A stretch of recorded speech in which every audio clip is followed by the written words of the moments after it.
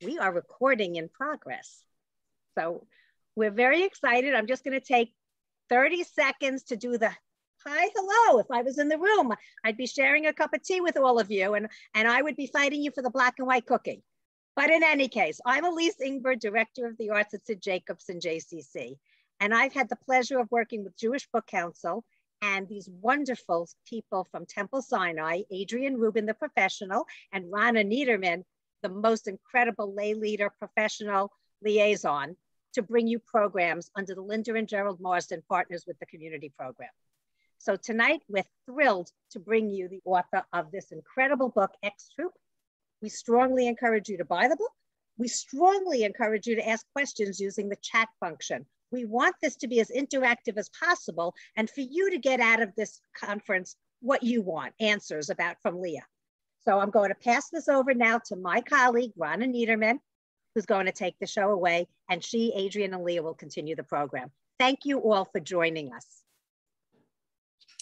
Hello, and thank you, Elise, so much. Good evening, and once again, welcome virtually to Temple Sinai. If you didn't hear my name enough times, I'm Rana Niederman, and I'm a member of Temple Sinai's Adult Engagement Committee, and I also wear two hats as a member of the Cultural Arts Committee at the JCC. Tonight, we're very pleased to present Dr. Leah Garrett, who will speak to you in a few moments about her new book, X Troop, The Secret Jewish Commandos of World War II. It's a tantalizing tale. I just finished reading it today, actually, but it's been with me for a while. And it's a story that only hints at its full tale of an elite unit of young European-born Jews who fought back in British uniform against the Nazis. Tonight's program is taking place under the auspices of the Sid Jacobs and JCC Center, Sid Jacobs and JCC Centers, Linda and Gerald Marsden Partners with the Community Program, as well as through the Jewish Book Council, which is an organization that promotes the work both of Jewish authors and Jewish-themed books throughout North America. Leah Garrett's most recent book, Before X Troop, is called Young Lions, How Jewish Authors Reinvented the American War Novel, which I think could be my next read. It won the 2017 Jordan Schnitzer Book Award for Modern Jewish History and was also a finalist for the National Jewish Book Award. Dr. Garrett, the author of 4 books on Jewish literary history, is the inaugural director of the Jewish Study Center and professor of Jewish Studies at Hunter College, City University of New York, CUNY. And she has lived and worked all over the world, including in West Africa, where she went when she was a child and her parents served in the Peace Corps, Israel, where she had a Fulbright fellowship at Tel Aviv University, the UK as an Oxford student, and in Australia as a professor at Monash University. Very well traveled. She returned to her birthplace of New York City, that is, in 2018, where she lives with her husband, the thriller writer Adrian McKinty, their 2 daughters and 2 cats. So everyone knows that sometimes truth is stranger than fiction, and X Troop certainly fits that bill. It's a very thoroughly researched, I think, breathtaking and dramatic epic of the lives of real people who defied the odds of history in so many ways. So now, please join me in welcoming Dr. Leah Garrett to Temple Sinai. Thank you so much, Rana. Thank you. Leah, welcome. We're thrilled you're here with us. Thank you so much for joining us. And thank you, as always, to our amazing partners at the JCC. Elise, it's always a pleasure. Rana, we couldn't do this without you, and to the Jewish Book Council, to whom we are so grateful. Leah, I want to start by asking you about a million questions about this book, but can you start by telling us what is the X Troop and what actually drew you to this topic? What drew you to writing about them? Right. So as was described, my last book was also about Jewish soldiers in World War II, but it focused on Americans and those who became famous writers like Joseph Heller and Norman Mailer, Herman Wouk. And my family had all, as many Americans, American Jews, all of my grandfather served in World War II, Abraham Klein, my great uncles all served. I'm married to somebody whose family is all in the military, so it's something I'm really interested in and super supportive of.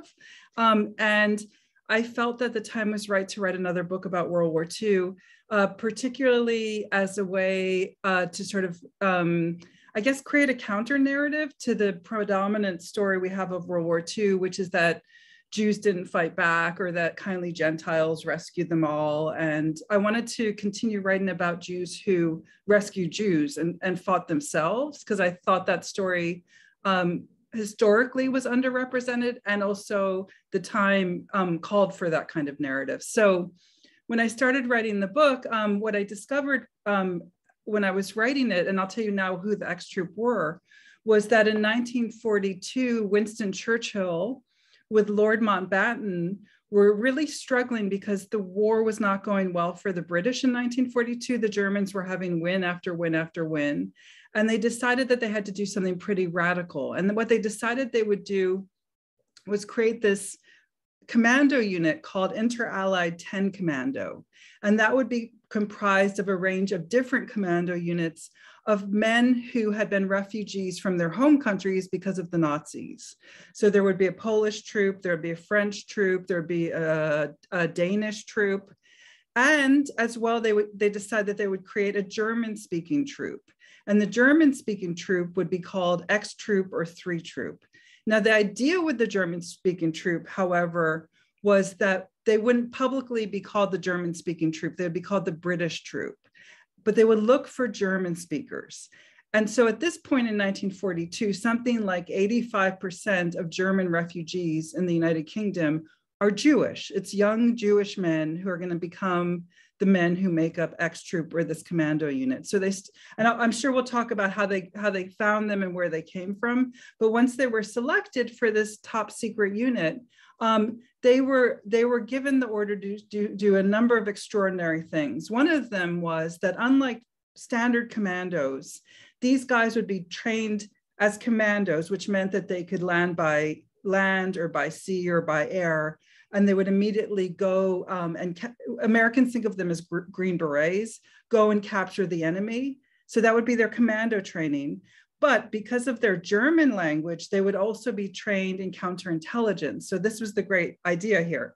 So these German Jewish refugees would go capture the enemy because they would have really high skills as commandos. And then in the heat of the battle, while the artillery's firing and everything's going on, they would interrogate the captured Germans. And they would say to them, where are the mines laid? Where's the German machine gun nest? Where's the enemy behind the lines? And they would use that intelligence at that moment within the battle to do the next battle and to move forward. And no one had ever done this before. However, the German military knew that they had to keep this very, very secret because foremost, they didn't want the Germans to know that they had this very special German-speaking unit. So it would be sort of a secret tool that they would use to win the war.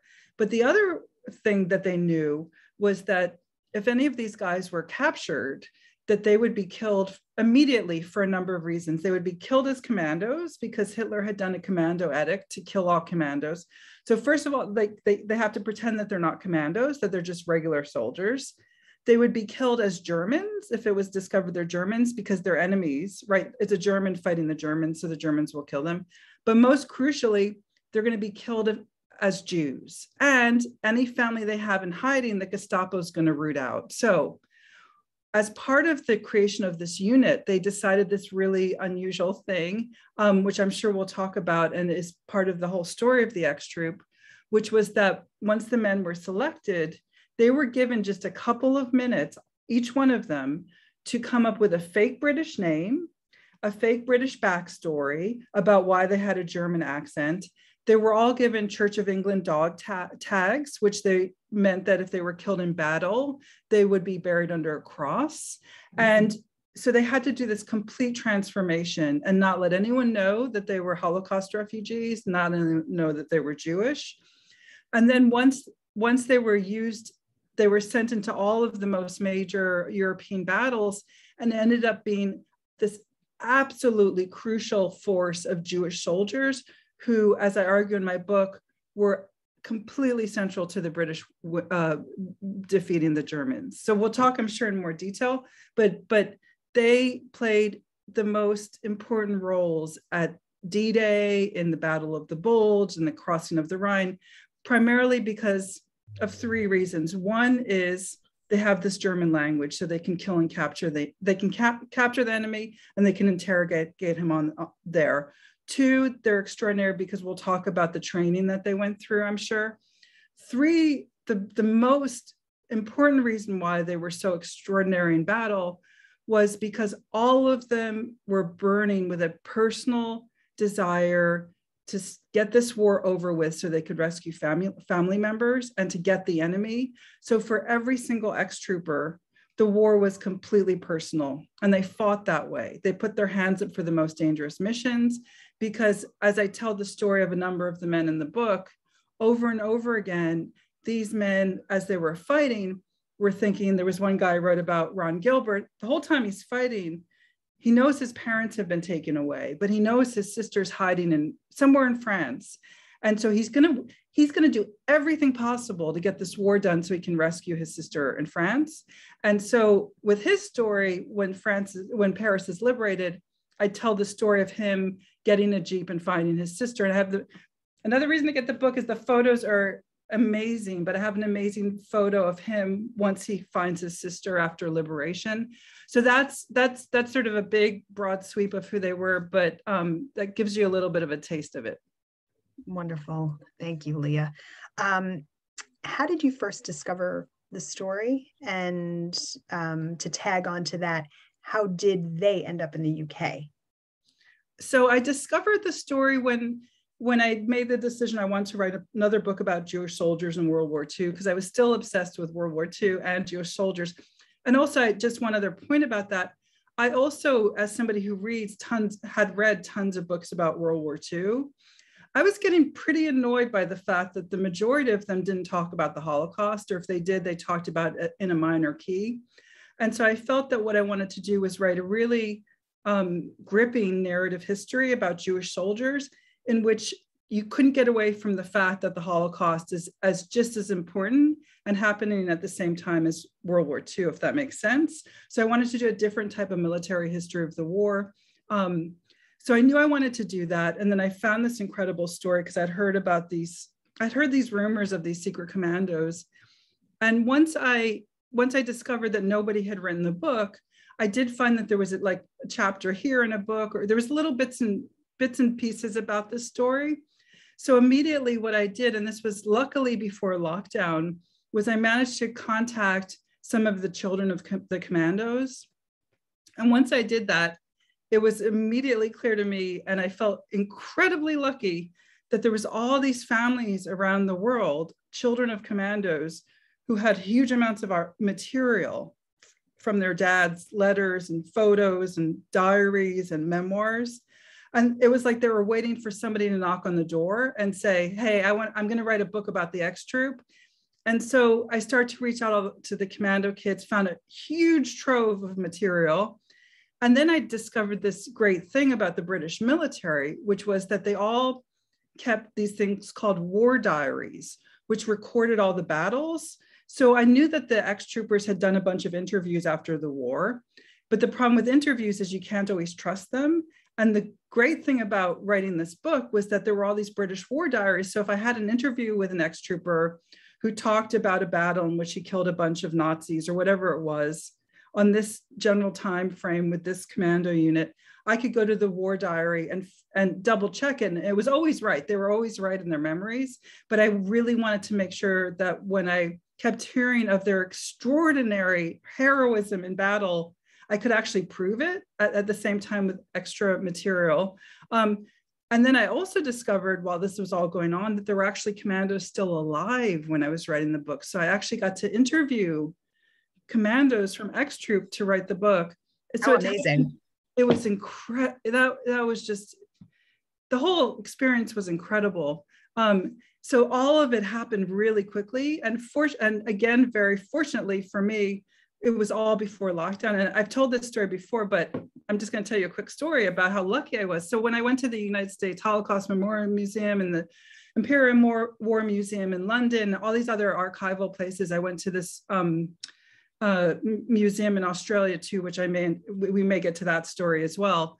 I had my cell phone with me, and I thought to myself, I'm just going to take photos of like every single thing in the archive. Like I'm going to take, tens of thousands of photos, right?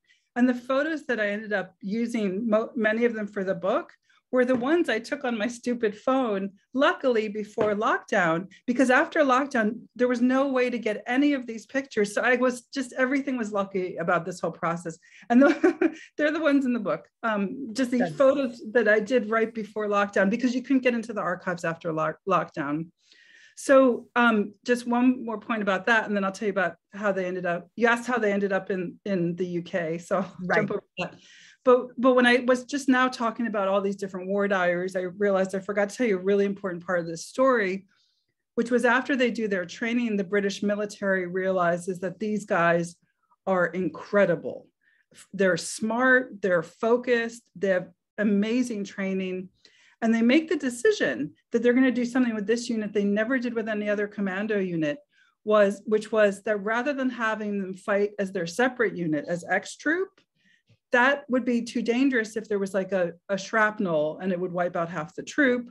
And also they're too valuable. So once they're sent to war, they're all sent in 2s and 3s and 4s and 5s to existing other commando units to be like the leaders of whichever commando unit is landing wherever they land. So that's how they fight the war in all these different commando units, not telling anyone they're Jewish, not telling anyone they're refugees, but being totally crucial to the war winning. So the way that they end up in the United Kingdom, virtually every single one has a very similar story.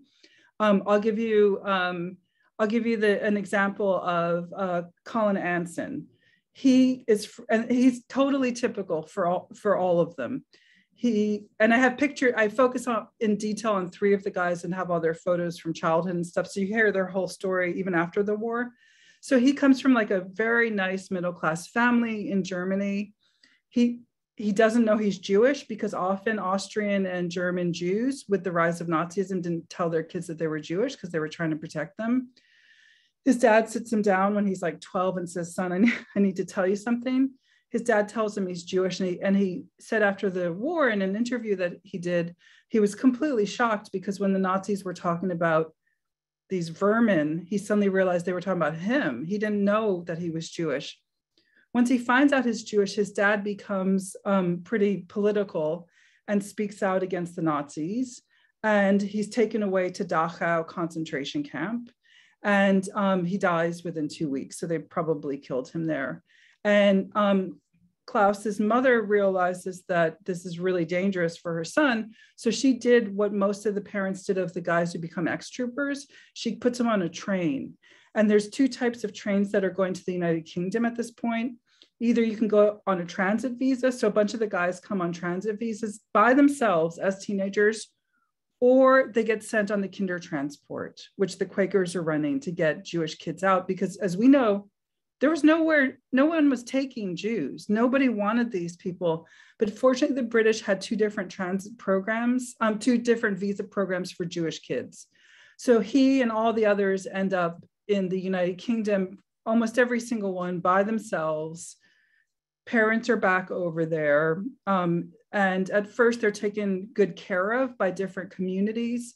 But when the war breaks out, Churchill does in the United Kingdom what happens here with the Japanese Americans, which is that he decides that potentially any German refugee is an enemy, the way we did here with the Japanese.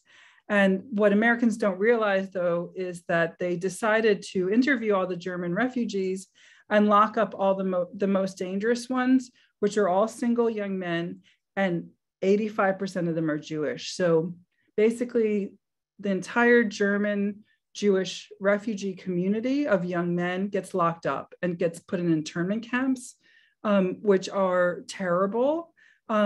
But the ones that are horrific are the ones that they also send them overseas as well, to Canada and to Australia.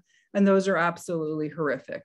And they all get locked up in these internment camps for a year or so. And then eventually out of this, once they're released, eventually they start to be selected for the X troop. You anticipated one of my next questions, but in fact, can you go into a bit more detail as to how these men were selected to be part of the X Troop and what their training was like? Because that was intense. Yeah, so they're let out of internment, and all of them want to go into the military. All of them. They want to go fight the Nazis. They want to fix their countries. They want to rescue family members. The British decide, though, that these guys are still considered technically aliens, enemy aliens.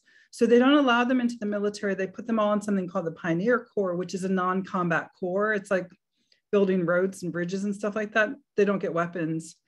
And that's where the MI5 and the British government start to look for German speakers, because they know that within the Pioneer Corps, there's something called the A for Alien Corps, which are all these guys. The rest of the Pioneer Corps is like really like criminals and drunks and unfit people. And then there are these like elite groups of these German and Austrian guys, and that's where they look. So they start to select those men, or they ask them to volunteer for dangerous missions. And all these guys put their hands up.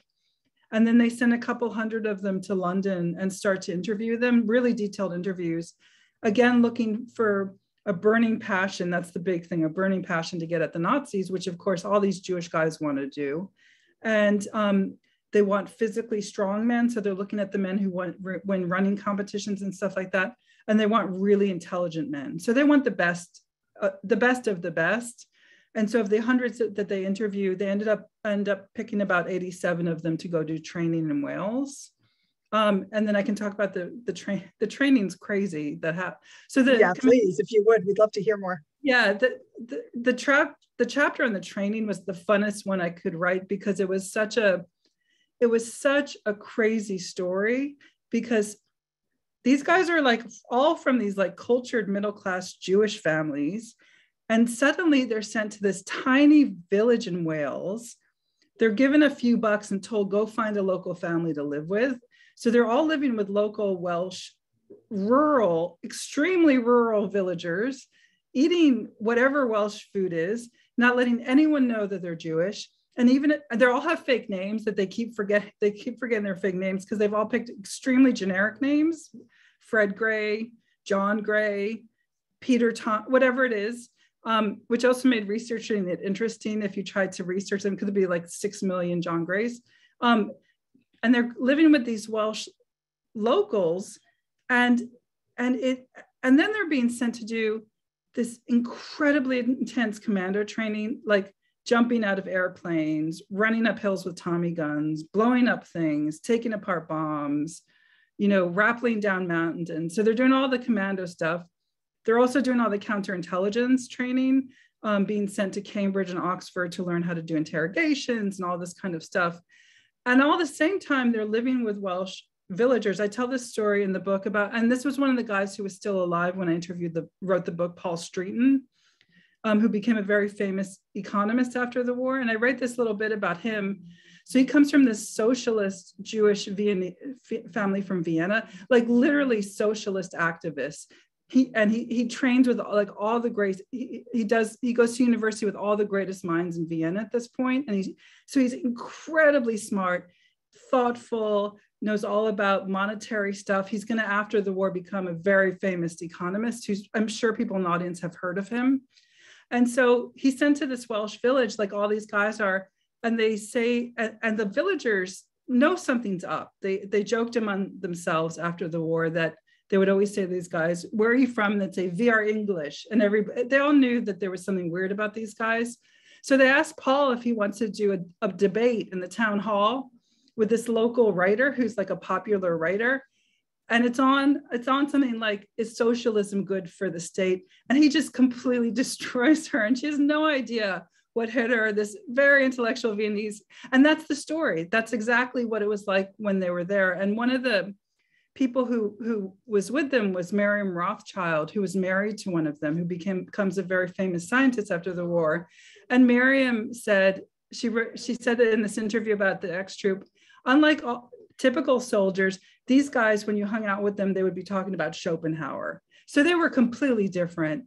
But what they all said about training was the reason it was so important to them was it made them all incredibly confident.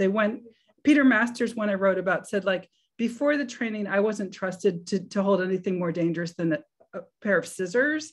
And after the training, I could like take apart a Colt 45 blindfold. Like, that's what it did for them. So by the time the war starts and they're sent to battle, they are the most elite, confident troops out there, and they show their stuff immediately. That's remarkable. It's remarkable. Thanks for all these anecdotes as well. They're great. Can you tell us a little bit about the role the X Troop had in Normandy? Yeah, so in Normandy, that's where the biggest number land. A few of them land in the Italian campaign in Sicily. Mm-hmm. Most of them are sent with commando units to Sword Beach, and they all land at Sword Beach, which was the big place where British commandos landed.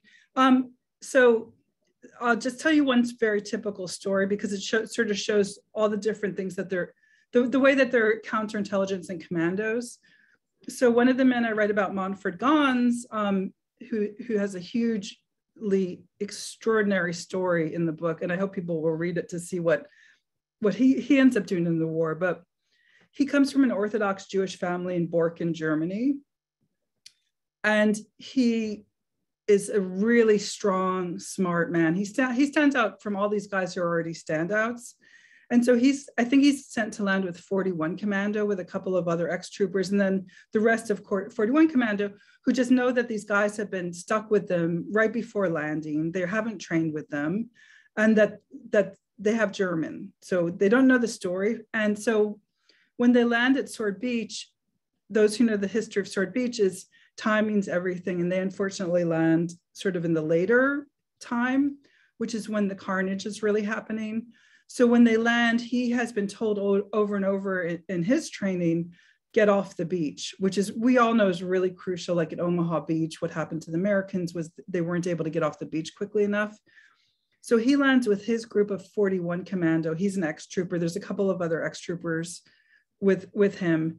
And he immediately starts saying to everyone, he takes the leadership, we need to get off the beach. Unfortunately, sort of half of the unit just freezes and is wiped out. He leads the other half up the beach and immediately captures 20 Germans. And he starts yelling out interrogation to them in German in a very sort of colloquial way, which is really important because it puts them off their game. This guy, like, how is this British guy doing this? And he says, boys, you need to show me right now how to get off the beach where the mines are laid. And the Germans do it. And then they listen to Manfred's command, and then they lead him and all the other guys in 41 Commando safely off the beach, him thus saving half the commando unit because of these two abilities that they all have. And then his group ends up going and capturing all these very crucial positions and being extremely important in the war. And that happened with all the ex-troopers. Another guy I write about, who I have amazing photos of, Peter Masters, right as he's going down to the ship to go from Southampton to land, he's put with something called the bicycle troop, which is this troop who are given these absurd, heavy, foldable bikes, which no one would wish on their worst enemy, as a thing to land in high waves on Sword Beach. And the idea for these guys is they're going to get on their bikes the minute they land and go in front of all the other units and get to Pegasus Bridge. And so it's Peter Masters, this Jewish guy from X-Troop, who's like with the first couple of guys who get across Pegasus Bridge, which for the audience, I'm sure knows, is like this massively crucial bridge that the Brits capture right before the landings and then manage to hold. Thanks, Leah. We have a few more questions, from me before we then get to a lot of audience questions, if that's okay. How did the members of X-Troop, deal with and hopefully, help recover family members who had been taken? So in sort of two ways. When the war ends, I write that for other soldiers, for British and American soldiers, the war's now over. They get to go home. These guys don't have a home to go to. So when the war ends, the British military, though, still realizes how remarkably valuable they are. And so from 1945 to 1947, the guys are sent to do the denazification effort. So they're the ones who are sent after the war to find Nazis who are hidden. And many of them are sent back to their hometowns. It's incredible. And Manfred Ganz is sent back to his hometown of Borken to be in charge of the denazification. And there's this amazing part I talk about in the book where he goes and has the teacher arrested who abused all the Jewish kids because he knows that teacher was a Nazi and he had to deal with that guy. Now he's in charge. It's so great. If you want a story about strong Jews, read this book. So they do the denazification efforts, but while this is going on, they're also searching for family members. And one of the stories I tell is before the war even ends, Manfred Ganz, in the most amazing chapter in the book, goes to rescue his own parents from a concentration camp and is successful, and writes a diary that I use. It should be its own book, that story. And then others find moms and they find sisters, and they do all this right before the war ends and also after the war ends as they're doing denazification and gathering information for the Nuremberg trials. It's incredible. It's incredible. What takeaways do you have? What can we learn from the X Troop? I mean, it sounds like they're absolutely heroes. And, you know, what were your main takeaways from researching this group? Well, when I talk about this, I have found that my answer has changed a lot since I wrote the book. So when I first published the book in May, CNN had me write an editorial for them about what I learned from the troop. And in May, it was a time when there was a lot of stuff at the southern border going on, and there was a lot of stuff with refugees. So what I wrote at that point was, and also there was a lot of stuff going on in the UK about refugees. So I said that what I had learned when I wrote the book, the most important thing was about the importance of refugees who come from really bad places and know what evil looks like and can make America better and can make the UK better. But over the last many months, as we've been dealing with this horrific resurgence of anti-Semitism here, and, you know, on college campuses, all the anti-Israel stuff and all that kind of stuff, which I have to fight all the time, I constantly think about the X-Troopers and this other less kind lesson I get from them, which is that we need to remember these stories of Jews fight back, because if you mess with us, we'll fight back. I'm sorry, it sounds completely crass, but it's I think it's really important that we remember the story of these guys who had found agency and fought back against injustice. So I have a whole range of feelings about them, but I've sort of swung between those two sort of left wing and right wing views of what I get from the X Troop. It's so interesting and both so valid. Apropos your comment about anti-Semitism, I'd love to get to a few of the questions in the chat, of which we have several, if that's okay, Leah. Yeah, that'd be great. I love questions. Okay, great. Well, you've prompted several. So let's talk about anti-Semitism. One of our attendees is writing, were the heroic X-Troopers at first denied immediate British citizenship by the top military brass because obviously unspoken they were Jews? What about the Aberdeen War Memorial controversy in Oh my Wales? God. All right, so someone's read the book.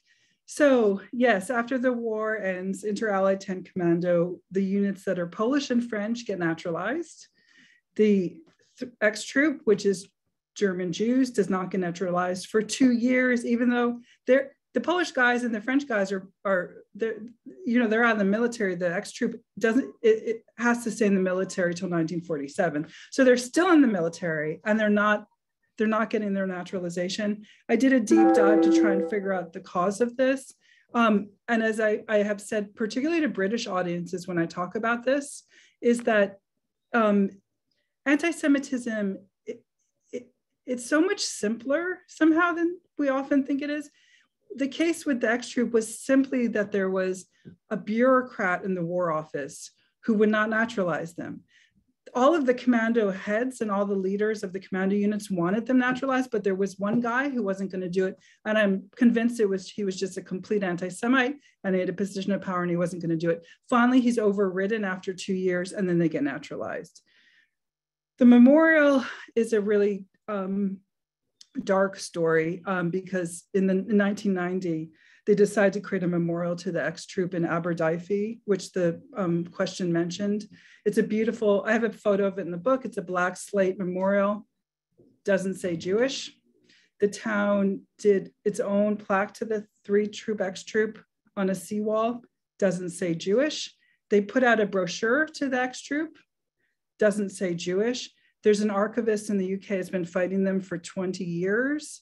And they has said as of January, again, we're not going to budge on this. So when we've been watching all this stuff about memorials in the United States, I think about the ex-troop because it's just completely erasing the Jewish story of the history of these guys. But the archivist I mentioned hired a local Welsh artist, and he's put a brass Magen David at the bottom of the memorial. And I tell people, he tells people, if you ever go to the memorial, bring some stars of David and just put them there, because they've been completely erased there. It's terrible, but I have a nicer story to sort of relate to that. So these guys are also, like I said, were buried under crosses. And I wrote an editorial about this for the foreword for Veterans Day, so you can Google it and you'll see it. And there's amazing photos of this story. But just about a week and a half ago, this amazing thing happened. Was a reader of the book contacted me, I think in June, to say her great uncle had been in the ex-troop and he was buried under a cross. They didn't have the money to reinter, and it's incredibly expensive. Is there anything I could do? I put her in touch with that archivist who I've mentioned. And then about a week and a half ago, I was invited by Zoom to watch literally the most moving thing I've ever seen, of a full military ceremony with all these Jewish war veterans. I'm actually going to get worked up as I tell you this, with a bugler and a rabbi and the most beautiful black granite Star of David burial now with Hebrew words on it, and with the ex-trooper's birth name and his assumed name. And they did that just about 10 days ago. So stuff's happening, but.